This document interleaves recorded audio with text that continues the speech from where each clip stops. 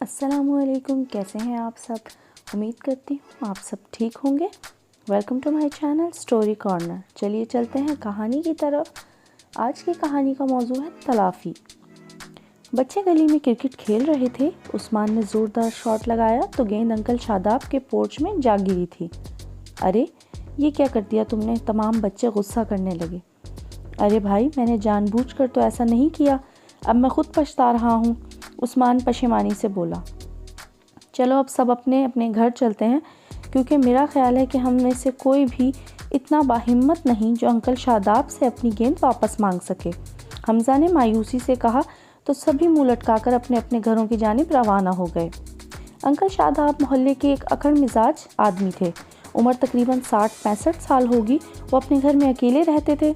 शुरू में मोहल्ले के कुछ अफराद ने इनसे मेल जोल रखने की कोशिश की, लेकिन इनकी बदमिजाजी और नामुनासिब रवैये से तंग आकर इन्हें इनके हाल पर छोड़ दिया गया। शाम के वक्त गली में काफ़ी चहल पहल होती थी, लेकिन शादाब अंकल ऐसी रौनक और शोर शराबे से बेइंतहा चिढ़ते थे, और अगर कोई गेंद इनके सहन में आ गिरती तो बच्चों को बेभाव की सुनना पड़ती। लिहाजा कोई बच्चा इनके गेट के नज़दीक फटकने की कोशिश ना करता। एक दिन शाम को सब बच्चे क्रिकेट खेलने गली में इकट्ठे थे। इन्होंने आपस में पैसे जमा करके नई गेंद खरीदी थी।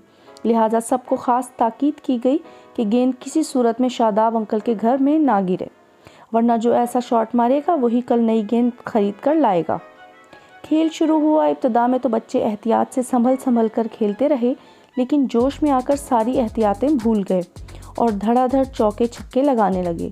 उसामा ने तेज़ी से आती गेंद पर ऐसा छक्का मारा कि वो अंकल शादाब के पोर्च में लगे फानूस पर जा लगी और एक ज़ोरदार आवाज़ के साथ इसके कुछ बल्ब और शीशे टूट गए। तमाम बच्चों का हाल बुरा हो गया। सभी भागकर इधर उधर छुप गए। जब काफ़ी देर गुजरने के बाद भी अंकल की चीखने चिल्लाने की आवाज़ ना आई तो बच्चों ने यही समझा कि वो घर पर मौजूद नहीं है। अब वो जब भी घर वापस आते तो अपने पोर्च में मौजूद टूटे फानूस के टुकड़ों और गेंद से सारी बात समझ जाते, और फिर बच्चों की शामत यकीनी होती। चुनाचा गेंद को वहाँ से हटाना निहायत ज़रूरी था। फैसला ये हुआ कि उसामा ही गेट पर चढ़कर अंदर से गेंद लाएगा। इसने डरते डरते हामी भरी और गेट पर लगी ग्रिल की मदद से ऊपर चढ़ने लगा। ऊपर पहुंचकर इसने कपकपाती टांगों से अंदर की जानिब छलांग लगा दी। गेंद सामने मौजूद कमरे के दरवाजे के पास ही पड़ी थी। वो जो ही गेंद की जानिब बढ़ा, इसकी नज़र कमरे के अंदर पड़ी।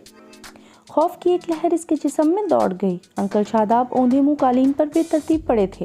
उसामा ने अपनी हिम्मत जमा करके एक मेन गेट को अंदर की जानिब से खोला और बाहर खड़े बच्चों को सारा माजरा सुना डाला। कुछ बच्चे हिम्मत करके आगे बढ़े और अंकल को हिलाने की कोशिश की, लेकिन इनमें कोई हरकत ना हुई। चंद बच्चे जल्दी से अपने घरों की जानिब भागे ताकि किसी बड़े को इस सूरत हाल से आगाह किया जा सके। जल्द ही मोहल्ले के कुछ अफराद ने फौरी एम्बुलेंस बुलवाकर अंकल को अस्पताल पहुँचाया। मुआयना करने पर बताया कि इनका ब्लड प्रेशर ख़तरनाक हद तक कम होने की बाइस वो बेहोश हो गए हैं, और अगर मज़ीद ताख़ीर हो जाती तो इनकी जान को ख़तरा हो सकता था। बहरहाल डॉक्टरों ने फौरी इलाज के बाद अंकल को होश आ गया। करीब खड़े मोहल्ले के एक साहब ने उन्हें तमाम तफसील से आगाह किया और फानूस के नुकसान से आगाह किया, और बच्चों के हाथों उनके नुकसान पर माफ़ी मांगी। शादाब अंकल सारी बात सुनकर रो पड़े और तमाम मोहल्लेदारों से अपने साबका रवैये पर माजरत चाही और उनकी ज़िंदगी बचाने पर बच्चों बड़ों का बेहद शुक्रिया अदा किया। रात तक अंकल को डिस्चार्ज कर दिया गया। कुछ दिन बाद बच्चों की दो टीमों के दरमियान क्रिकेट मैच था।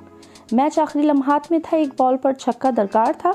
सबकी निगाहें बैटिंग करते हमजा पर थीं, जिसने सामने आती गेंद पर एक ज़ोरदार शॉट मारा और गेंद एक बार फिर शादाब अंकल के पोर्च में जा गिरी। लेकिन अब किसी बच्चे को इस बात का डर नहीं था। उन सब की नज़रें एम्पायर की तरफ थीं, जिसने मुस्कुराते हुए अपने दोनों बाजू आसमान की तरफ उठा रखे थे। वह एम्पायर बच्चों के हर दिल अजीज़ अंकल शादाब थे। उम्मीद करती हूँ कहानी आप सबको पसंद आई होगी। फिर मिलेंगे एक नई कहानी के साथ। तब तक के लिए अल्लाह हाफ़िज़। जाते जाते चैनल को सब्सक्राइब, वीडियो को लाइक और शेयर करते जाएं।